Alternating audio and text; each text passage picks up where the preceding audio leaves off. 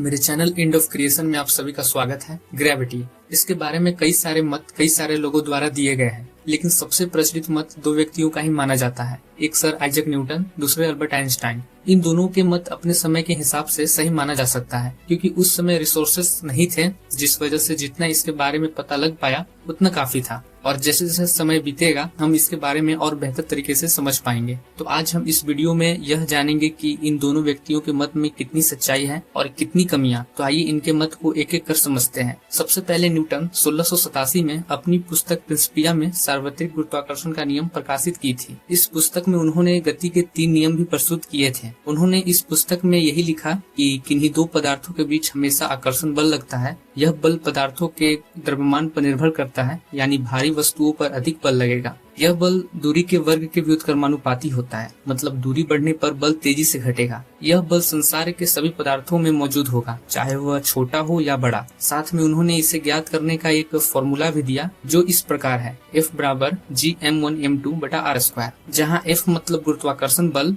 G मतलब सार्वत्रिक गुरुत्वाकर्षण नियतांक, जिसका मान 6.67 × 10⁻⁻11 न्यूटन मीटर स्क्वायर प्रति केजी स्क्वायर, मतलब कोई पदार्थ किसी दूसरे पदार्थ को कितनी तीव्रता से अपनी ओर खींच रहा है। M1 M2 मतलब उन दोनों पदार्थों का द्रव्यमान, R मतलब दोनों पदार्थों के केंद्रों के बीच की दूरी। इनके बातों से यह समझ आता है कि वे ग्रेविटी को एक प्रकार का आकर्षण बल मानते थे, जो कि सभी पदार्थों के आपस में लगता है। लेकिन जब लोगों ने यह पूछा कि यह उत्पन्न किसके कारण होता है, तो उन्होंने इसे साबित नहीं कर पाया, क्योंकि तकनीक उस समय विकसित नहीं हुई थी। समय बीतता गया, फिर एक और व्यक्ति अल्बर्ट आइंस्टाइन ने 1915 में जनरल थ्योरी ऑफ रिलेटिविटी, एक वैज्ञानिक सिद्धांत प्रस्तुत की, जो ग्रेविटी की व्याख्या करता था। ग्रेविटी के बारे में इन्होंने यह मत दिया कि यह कोई बल नहीं, बल्कि वस्तु के द्रव्यमान के कारण स्पेस टाइम का विकृति है। मतलब भारी पदार्थ जैसे पृथ्वी, सूर्य अपने आसपास के स्थान और समय को मोड़ देती है, जिससे दूसरे पदार्थ उनकी ओर आकर्षित होते हैं। आइंस्टाइन ने एक गुरुत्वाकर्षण समीकरण, आइंस्टाइन फील्ड इक्वेशंस EFE दिया। यह समीकरण बताता है कि द्रव्यमान और ऊर्जा कैसे स्पेस टाइम को मोड़ते हैं और यह वक्रता गुरुत्वाकर्षण के रूप में कैसे प्रकट होती है। इनका समीकरण कुछ इस प्रकार है: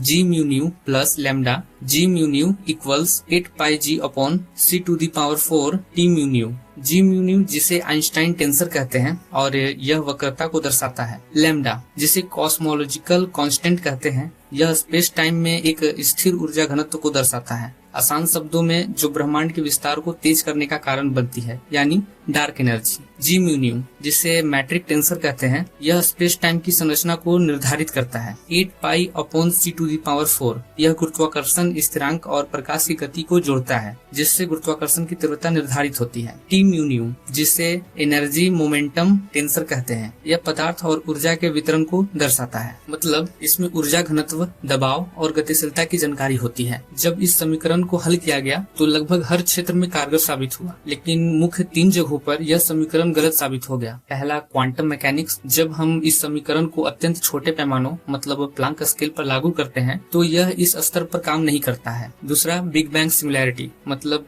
जब ब्रह्मांड एक अत्यंत छोटे बिंदु में सिमटा हुआ था, इस स्थिति में गुरुत्वाकर्षण और घनत्व अनंत हो जाते हैं, जिसके कारण आइंस्टाइन समीकरण यहाँ भी काम नहीं करता है। तीसरा, ब्लैक होल सिमिलैरिटी, वह बिंदु जहाँ ब्लैक होल के भीतर पदार्थ अनंत घनत्व और अनंत वक्रता तक संकुचित हो जाता है। दूसरे शब्दों में, जब कोई अत्यधिक विशाल तारा अपने ही गुरुत्वाकर्षण के कारण सिकुड़कर एक घने बिंदु में केंद्रित हो जाता है। आइंस्टाइन समीकरण को किसी पदार्थ की वक्रता, घनत्व, ऊर्जा, द्रव्यमान को जोड़ने के लिए बनाया गया था, लेकिन इन 3 जगहों पर इन सभी का मान पता नहीं चल पाता है। और साथ में सिंगुलैरिटी पर भौतिक के लगभग सभी नियम बेकार हो जाते हैं, जिस वजह से हमें एक नए समीकरण की जरूरत महसूस होती है, जो इन सभी का हर क्षेत्र में मान ज्ञात कर सके। अब बात करते हैं कि इन दोनों वैज्ञानिकों के मत में क्या क्या कमियां थी। तो न्यूटन ने उन्हीं सब चीजों के बारे में बताया जो चीजें हम देखते और महसूस करते हैं, जैसे कि कोई बल लगाकर हमें खींच रहा है। जो पदार्थ जितना ज्यादा द्रव्यमान वाला होगा वह उतना ही बल लगाकर खींचेगा, और जैसे जैसे हम इससे दूर जाएंगे यह खींचना कम करेगा इत्यादि। इसलिए इनके नियमों को गलत कह पाना थोड़ा मुश्किल है, लेकिन आइंस्टाइन के नियम में कमियां निकाली जा सकती है, क्योंकि इन्होंने न्यूटन के मुकाबले ज्यादा गहरी चीजों पर अपना ध्यान केंद्रित किया, जैसे कि ग्रेविटी की उत्पत्ति,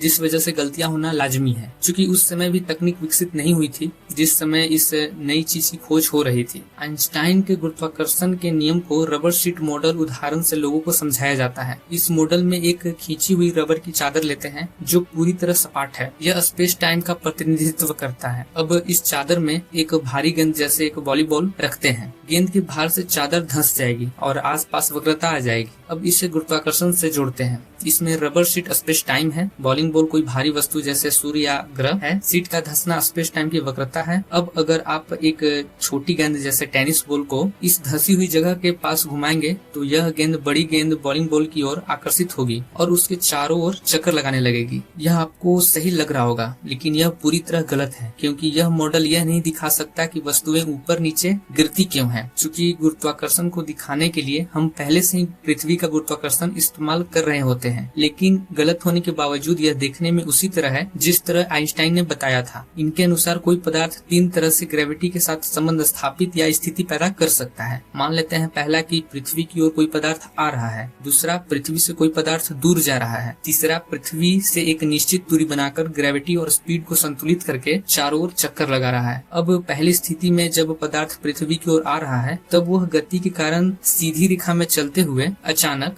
ढलान के कारण उसकी स्पीड तेज हो जाती है। दूसरी स्थिति में इस ढलान पर चढ़ने के लिए मिनिमम स्पीड लगभग 11.2 किलोमीटर पर सेकंड होनी चाहिए। तीसरी स्थिति में पदार्थ की स्पीड कम होने और स्पेस टाइम फैब्रिक कर्व होने के कारण वह पृथ्वी की चारों ओर घूमती है। इन तीनों स्थितियों में कमियां साफ साफ नजर आ रही है कि पहली स्थिति के लिए खुद ग्रेविटी की ही जरूरत पड़ेगी, क्योंकि बिना ग्रेविटी के कोई पदार्थ ढलान की ओर नहीं बढ़ सकता है। अगर आप इस क्रिया को स्पेस में करते हैं तो आपको साफ पता चल जाएगा। दूसरी स्थिति में भी ग्रेविटी के कारण ही हमें ढलान पर चढ़ते समय बल की जरूरत पड़ती है। इस क्रिया को भी अगर आप स्पेस में करते हैं तो आपको पता चल जाएगा। यहाँ पर आप समझ सकते हैं कि दोनों स्थितियों में ही हमें ग्रेविटी की जरूरत पड़ रही है। ग्रेविटी कैसे पैदा होती है के कारण बताने के लिए। तीसरी स्थिति में स्पेस टाइम फैब्रिक रोक रही है उस पदार्थ को बाहर जाने से, जो कि यह कभी संभव नहीं है, क्योंकि ठोस पदार्थ को रोकने के लिए उसी की जैसा ठोस या ज्यादा ठोस पदार्थ की जरूरत पड़ती है। क्योंकि स्पेस टाइम फैब्रिक ठोस नहीं है, इसलिए यह मान लेना सही नहीं होगा कि स्पेस टाइम फैब्रिक किसी पदार्थ को रोक रही है। अब आपके मन में यह सवाल आ रहा होगा कि न्यूटन भी ग्रेविटी की उत्पत्ति नहीं बता पाए और आइंस्टाइन ने उत्पत्ति बताई तो वह यहाँ पर गलत साबित होते हुए दिख रहे हैं। तो आखिर ग्रेविटी है क्या और वह निर्मित कैसे होता है? तो मेरे अनुसार ग्रेविटी वह है ही नहीं जो आप इसे समझते हैं। आगे बढ़ने से पहले मैं चाहता हूं कि आप घनत्व को समझ लें। तो घनत्व क्या है? किसी पदार्थ में दिए गए आयतन में कितना द्रव्यमान मौजूद है या किन्हीं दो समान आयतन वाले पदार्थों में से जिस पदार्थ की द्रव्यमान संख्या ज्यादा है उसका घनत्व ज्यादा होगा कम द्रव्यमान संख्या वाले पदार्थ से। तो अब बताइए कि आपको संसार कैसा दिखता है? कुछ इस तरह से, लेकिन असल में संसार ऐसा दिखता है। देखिए, किसी पदार्थ को देखने के लिए सबसे जरूरी चीज घनत्व होता है, लेकिन अब आप यहाँ कहेंगे कि हमने तो पढ़ा है कि किसी चीज को देखने के लिए हमें प्रकाश की जरूरत पड़ती है। तो आपको मैं बता दूं कि प्रकाश के कण यानी फोटोन को रिफ्लेक्ट होकर हमारी आंखों तक पहुँचने के लिए सतह की जरूरत पड़ती है। इसे आप इस तरह से समझ सकते हैं कि जब कोई पदार्थ में घनत्व बढ़ता है तो वह दिखने लगता है जैसे बर्फ, वहीं अगर घनत्व घटता है तो वह दिखना कम होने लगता है जैसे पानी, और फिर एक समय ऐसा आता है कि वह दिखना बंद हो जाता है जैसे हवा। हमेशा से ही हमें यही बताया जाता है कि स्पेस खाली है, लेकिन ऐसा नहीं है। वह कुछ इस तरह से दिखता है, मतलब जहाँ घनत्व होंगे वहाँ कोई ग्रह, उपग्रह, तारा या कोई पदार्थ होगा। वहीं अगर घनत्व कम होंगे तो वह हमें खाली दिखाई पड़ेगा। तो आप समझ चुके होंगे कि कण सभी जगह मौजूद है। अब बात करते हैं ग्रेविटी की। तो आखिर ग्रेविटी क्या है? इसे समझने के लिए आपको परमाणु की संरचना को समझना होगा। तो हमें परमाणु में यही दिखता है कि एक प्रोटॉन और एक इलेक्ट्रॉन से लेकर 118 प्रोटॉन संख्या वाला परमाणु ऑर्गेनोसॉन को खंडित किया जाए तो उसमें 1 से लेकर 117 तक के प्रोटॉन संख्या वाले परमाणु को प्राप्त किया जा सकता है। आसान शब्दों में ऊर्जा की मात्रा और समय में परिवर्तन के जरिए लोहा को सोना में तथा सोना को लोहा में बदला जा सकता है। इन्हीं प्रोटॉन्स से इलेक्ट्रॉन्स एक धागेनुमा संरचना से जुड़ा होता है। जब इलेक्ट्रॉन्स गति करते हैं तो यह धागेनुमा संरचना इन्हें दूर जाने से रोकती है, लेकिन ज्यादा गति के कारण बल लगने की वजह से यह धागा कुछ समय बाद टूट जाती है, जिससे इलेक्ट्रॉन्स मुक्त हो जाते हैं। और जब इनकी गति कम होती है तो वह किन्हीं दूसरे प्रोटॉन्स से जुड़कर दूसरे तरह का या अपने ही तरह का संरचना का निर्माण करता है। अब आप सोच रहे होंगे कि वह धागेनुमा संरचना हमें दिखाई क्यों नहीं देता है? तो घनत्व अत्यधिक कम होने के कारण ही हमें वह नहीं दिखता है। उम्मीद है कि आप समझ चुके होंगे कि ग्रेविटी कोई द्रव्यमान के कारण स्पेस टाइम फैब्रिक में एक कर्व नहीं, बल्कि एक अत्यधिक कम घनत्व वाला धागेनुमा